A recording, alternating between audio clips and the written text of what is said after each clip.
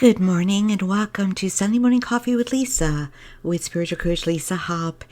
It is Sunday, December 25th, 2022. Merry Christmas. Happy Hanukkah.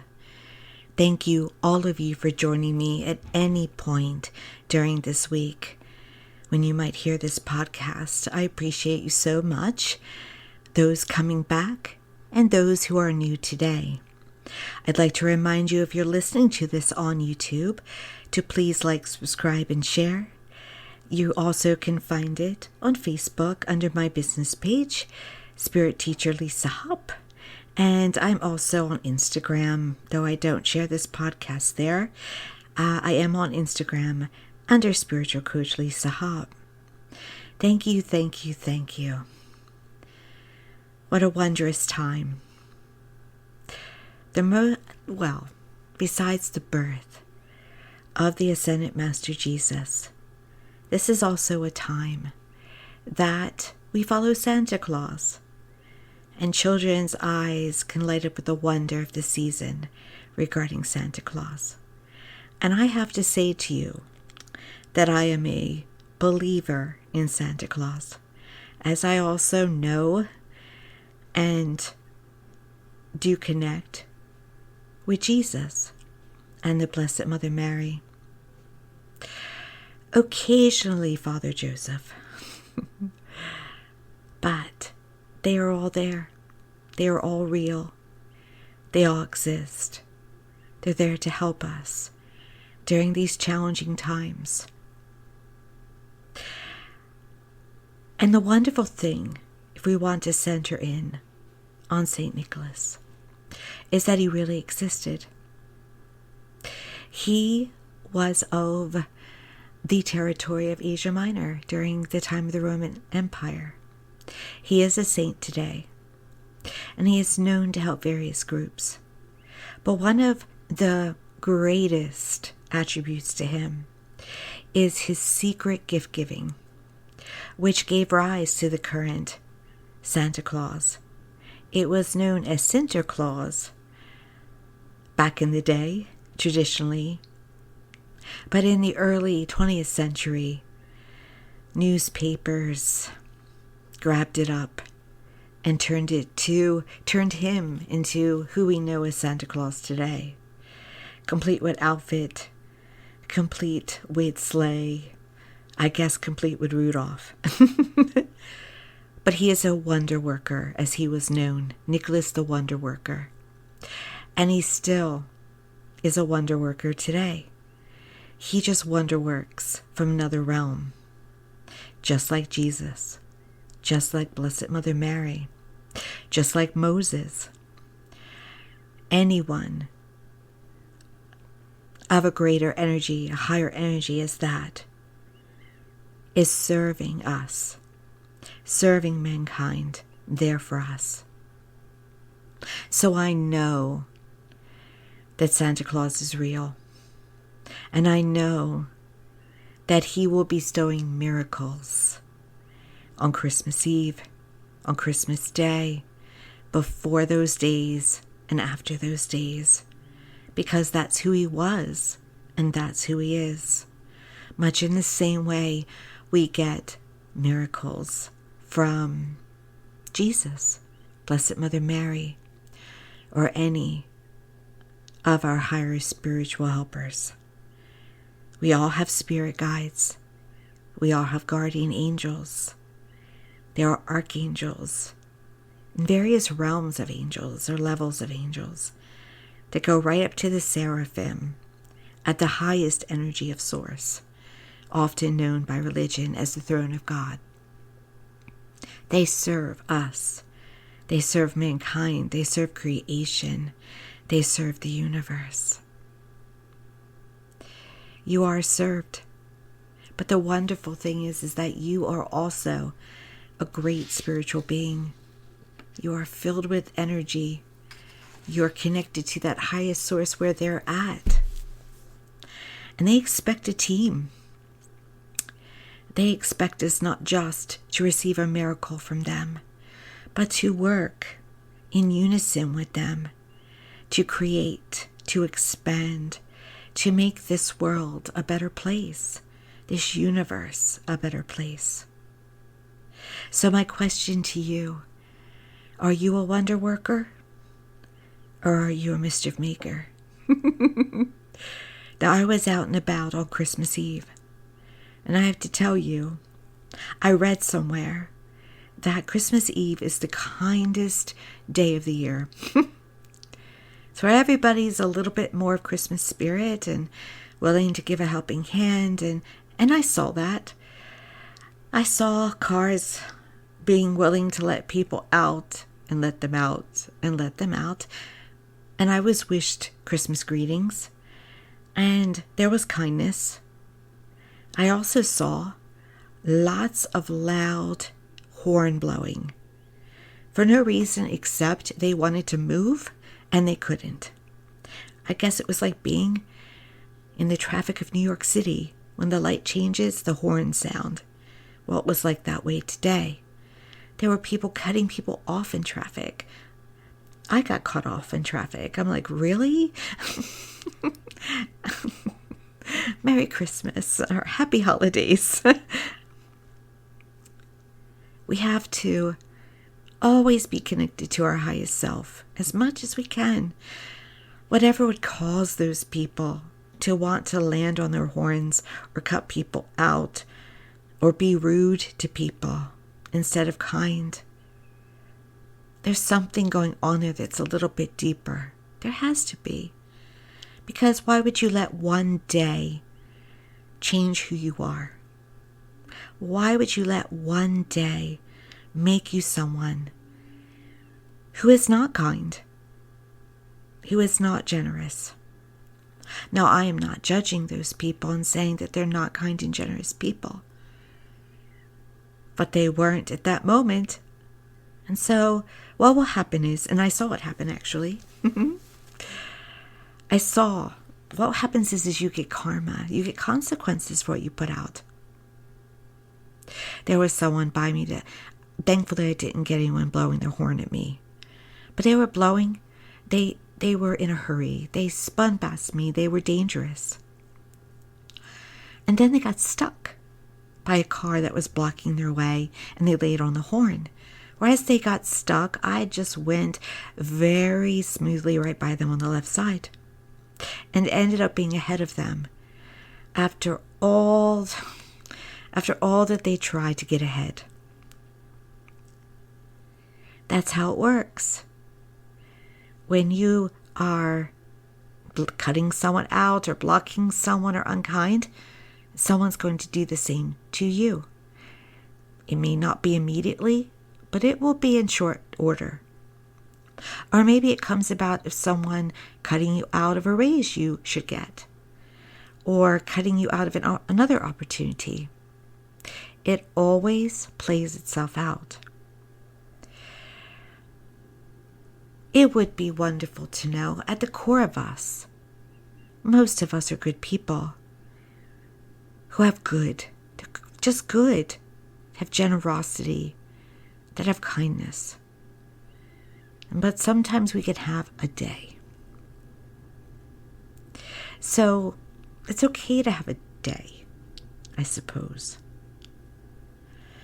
But it's even better, if you can, to be centered in who you are, centered in the moment, and say to yourself, is cutting this person out or being rude to this retail person or anything like that,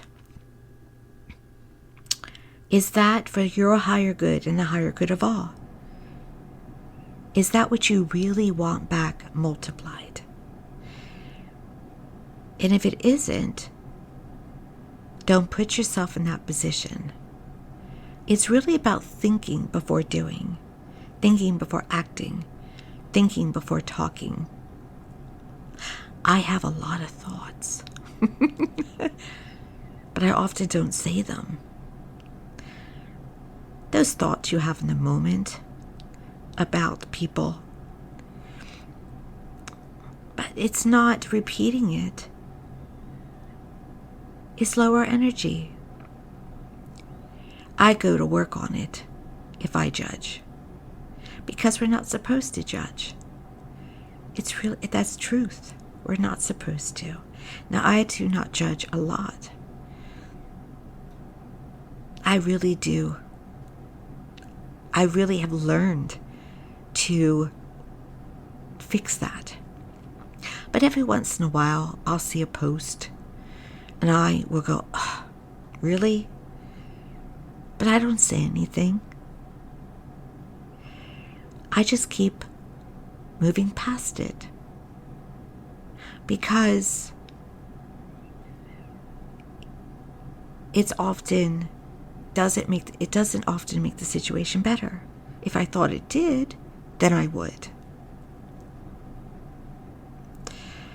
Sometimes we just have to accept people unconditionally, even if they post something offensive. Sometimes it's just a matter of knowing in some way it's taken care of. Now, that doesn't mean you don't participate. It doesn't mean that you don't put out your part in things. It's important to speak kindly of others, vote, be informed, to try and do what's right, and to be open and to understanding everybody's story. I coast past things a lot because I know it's that person's story, and they don't know what they're doing.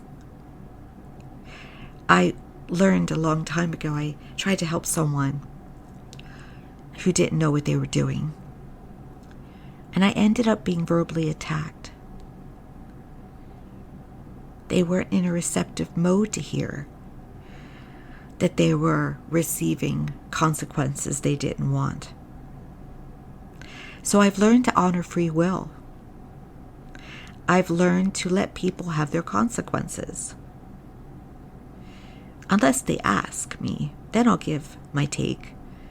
But if you don't ask, I'm going to let it play out for you and not try to fix and save things for you.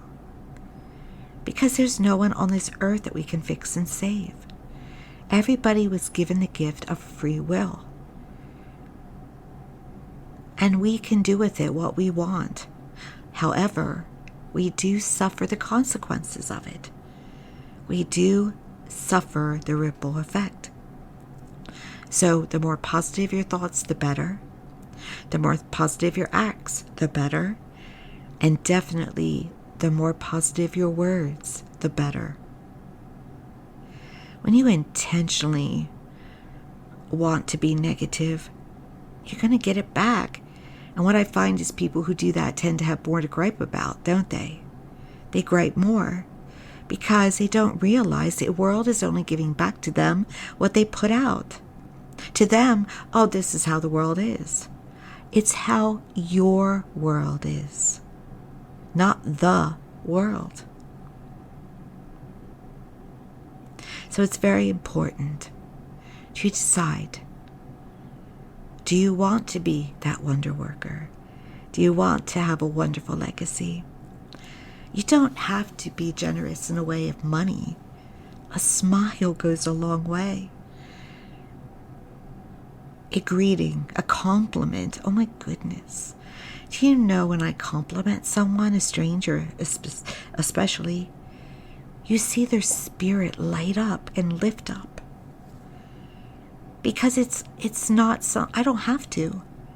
It's not a close friend or a family member. It's someone they don't know saying, your hair is so pretty. I love that sweater you're wearing. Thank you for being so kind. You're wonderful. That goes such a long way. And we give as much as we can in the way of money. I would love to give so much more. But I give a little bit more this time of year than I normally would. And through the rest of the year, I usually give more than others would. Perhaps. but not as much as I'd like to. The intention matters. It goes a long way too, because it is felt. We feel each other. We know at our core who's good, who's not too good, who's having a bad day, who's had a rough life, who's stressed, who just wants to be who they are. We know. And so a little generosity always goes a long way, because we know the person is trying. We have a new year coming up, and I always set intentions, not resolutions, because resolutions we usually only have for a week or two. Intentions. Intentions are free will based. They are, I'm going to do this no matter what. This is the change that I will seek. Think about the intentions that you want to set, not only for now, but for the new year. Who do you want to be in that new year? I feel like it's time for me, Lisa, to go 2.0 a bit more. I want to upgrade some things. But that isn't because I'm down on myself or that I don't think I'm good enough. I just want to kick up life a bit, up a level. I looked back on this year, and there were some changes that were much for the better. But I could have done more. It was overall a rather quiet year overall. So in the new year, I want to accomplish even more, and give more, and be in the flow of receiving more, and living a much fuller life. What does a fuller life mean to you? It's important for you to know that you can have it. And through your intentions, you ask. You ask. And what you ask for is what you receive. And I want you to know this time of year can be so difficult. It's not just because of stress and having to stretch money out to give more to others. But it's also a time of year where we miss those who aren't with us. And for some of us, it's more of a recent loss. You just take it one moment at a time and know that your thoughts are prayers to them. Your feelings are prayers to them. Your words are prayers to them. And they're right there. I heard this or read this earlier. I was earlier this morning or yesterday about how all of our loved ones must be having they must be having so much fun in heaven. They're with us. They're with us at Christmas and at Hanukkah and all the other holidays. I think there's like 28 holidays during this time. They're with us.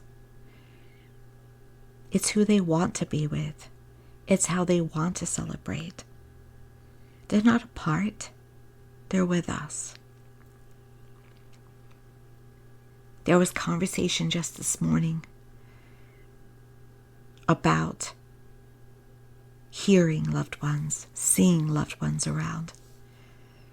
They're so strong because they've returned here to share in these times with us.